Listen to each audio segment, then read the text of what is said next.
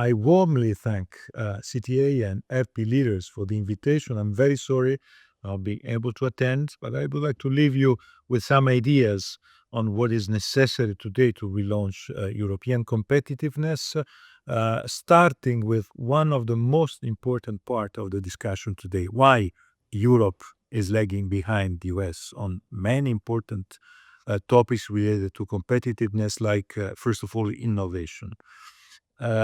We are not a continent lacking innovators. We are full of innovators, people taking risk, people with new ideas. The big problem is that these ideas and these people usually leave Europe very soon. Leave Europe to find an ecosystem more pro-innovation, pro-taking risks, and having funding and boosting and finding money to innovate. And this is not what is happening in Europe for many reasons. First reason is the dimension of our financial services market. Because of the lack of completion of the single market, it is an historic problem in Europe. We decided to have the single market in 92, then we had the euro, and we postponed the integration of the financial markets after the digestion of the euro. But then after the digestion of the euro, the financial crisis came, then Brexit came, then COVID came, and we are now, 20 years later, thinking that without a strong, united financial market, it would be impossible to finance innovation.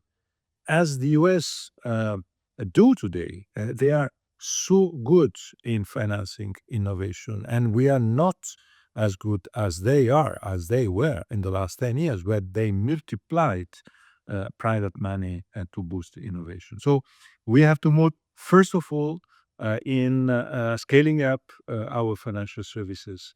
A system is absolutely necessary, and we need to create this savings and investments union.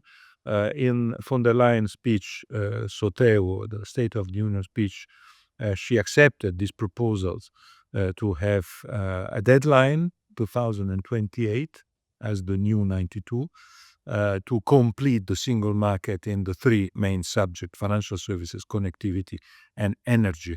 I think it is a good news. Now we have to deliver. And we have to deliver, first of all, on the most important part of this discussion. That is, for me, the fifth freedom issue. Why is so important, the fifth freedom? Because it is exactly there, on the lack of innovation, that we are lagging behind. And in reality, it's also because the single market was created for the old four freedoms: goods, services, capitals, and people. It was really the old economy system. It was created in 85, 92. It is clear that the importance, the centrality of the intangible was different at that time compared to what is happening today. Today, the big boost of the new economies and of the US competitiveness is coming from the intangible, is coming from this big innovation approach. This is why I think the fifth freedom can be an important tool for the future of the European Union. What does it mean? It means, first of all, a flagship to mobilize energies. This is what we miss at the European level. It is, the fragmentation of what we are doing is one of the main problems.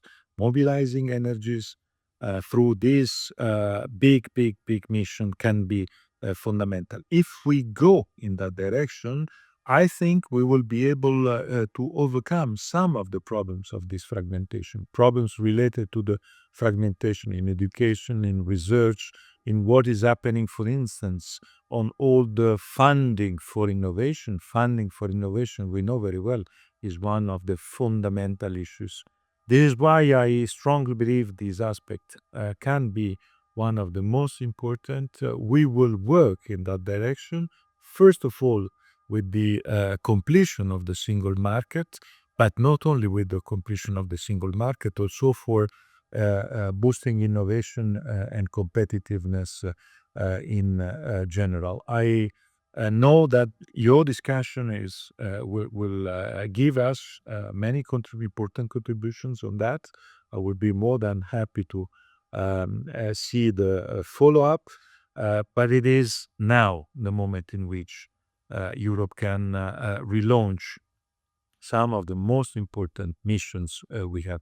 Europe is a land of innovation. Europe was always a land of innovation.